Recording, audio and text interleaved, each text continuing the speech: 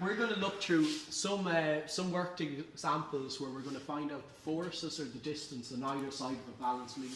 So what we have here is we've got a seesaw, we've got a bit in the middle where it's balanced, we've got a force pushing down here, and we've got a force pushing down on this side here as well.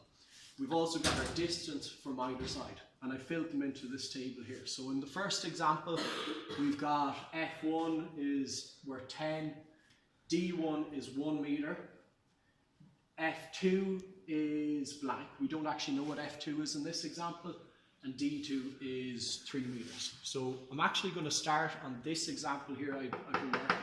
So the first one, F1 we don't have. So we just fill it into our formula, which is going to be F1 by D1 is equal to D2, or say F2 by D2. So we fill this in. F1 is blank. We don't know what F1. We don't know how much force is pushing down here. D1 in this case is 5 meters.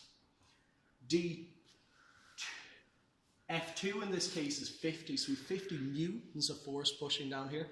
Always remember, and I'm going to look at this in a second, force pushing down is always measured in newtons as opposed to kilograms. Kilograms is mass. It's a different thing.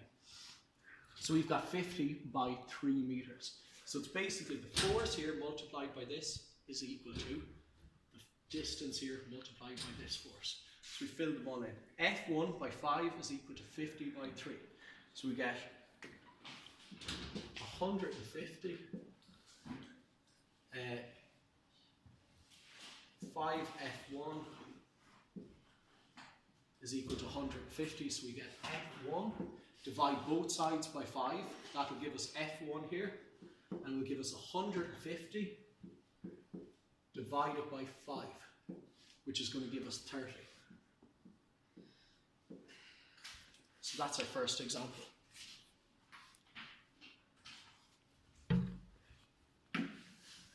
Next one, I'm going to put a few extra things into the next question just to make it a little bit more difficult. Now, in this example here, I have kg and I have newtons. Now we know gravity, the force of gravity acting on something is 9.8 newtons per second. I don't know what the exact unit for it is, but it's not, you multiply it by 9.8 to get it in newtons. So if we want to convert 4 kg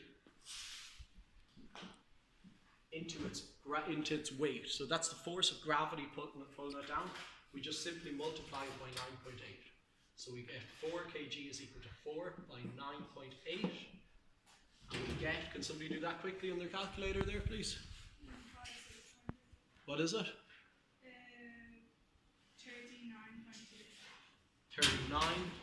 39.2. So that'll allow us to start doing our question here. We've got 39.2.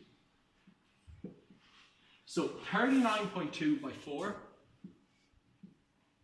that's the force coming down here, by 4 is equal to D2, which is, we don't have D2, so we just leave that blank. Just put in that figure, and by 50. So we multiply that out. Does anyone know 4 by 39.2? 156.8 is equal to 50 D2. So D2, we swap these two sides, flip them over, we've got 50 D2 is equal to 156.8, and we go from there. D2, divide both sides by 50 is equal to 50, 156.8 divided by 50, which gives us our final answer, which was 3.136. Perfect. Yeah. Not right now.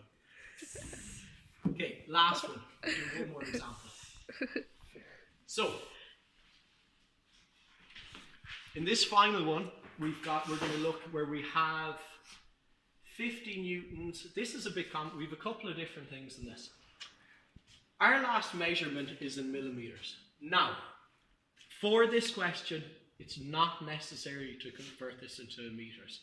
But generally for technology questions, there are cases where it's an advantage to convert it into meters. So we're just going to do it to make, just to get as a good habit to get into. We're also going to need to convert our kilos into newtons. So 7 by 9.8, which is the force of gravity, is equal to, okay, do you have that one? 68.6 newtons. So what we have here, we've got 50 newtons acting on one side, and we've got 68.6 newtons acting on this side. Our distance 1 we do not have, we need to find that. Our distance 2 is 250 millimeters. When we convert that to meters, like I said, it's not necessary for this question, but it's a good habit to get into with any of our technology questions to convert these. We get 0.25. So we get 50 by D1